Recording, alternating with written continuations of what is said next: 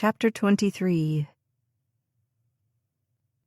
Jade struggled helplessly in Gabriel's arms while Sapphire took a key from her pocket and opened the door on the far side of the cabin. "Mama?" The tiny voice made Jade's pulse surge, and she strained against her confines. Unfortunately, Gabriel didn't seem to be exerting any extra effort keeping her immobilized. "Des!" Jade shouted. "Des, Mama's here!" Breath and warmth and relief coursed through Jade's entire body when her daughter ran toward her, throwing her arms around her neck. Laughing, Des ignored the man who kept Jade's arms pinned behind her back. "Mama, Auntie Sapphire says she knows where my daddy is and that I really do have a daddy besides God." "Sweetie, we'll talk about it all later." Jade nestled her head against her daughter's cheeks, soaking in her presence, praising the Lord for allowing her to be with her daughter again. "What have you been doing, honey? Did you get hurt?" Des shook her head. "No, I'm okay.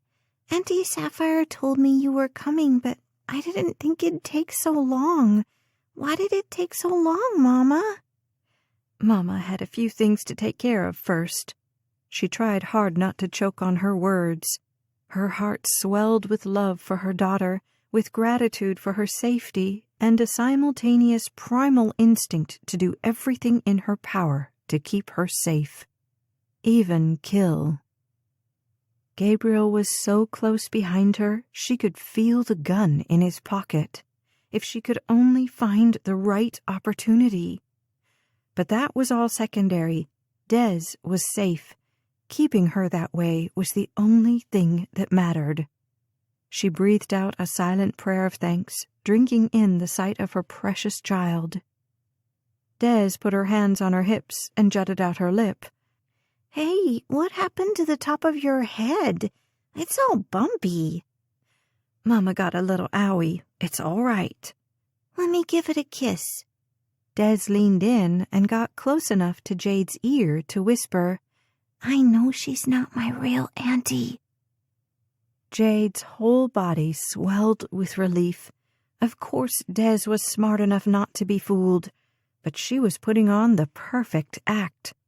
Jade didn't trust herself to reply to her daughter's words and hoped Gabriel hadn't heard. "Well, have you been good for Auntie Sapphire?" Jade figured that if her daughter could put on a show, so could she. Des's eyes widened in apparent understanding. "Oh, yeah.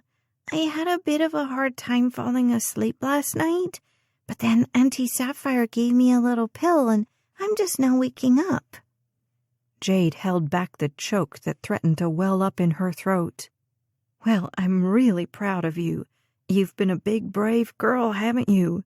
Come here and give me one more kiss." Des leaned in and whispered, "Don't be scared. I prayed, and Jesus is going to help us."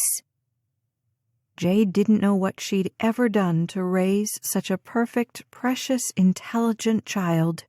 She found herself making God every promise imaginable, all the ways she'd be a better mom if he would only get them both out of this situation. She knew where Gabriel's gun was, but she had to wait for the right time. After her father's murder, Jade had taken several handgun classes, vowing to never let herself meet the same kind of fate as her father had.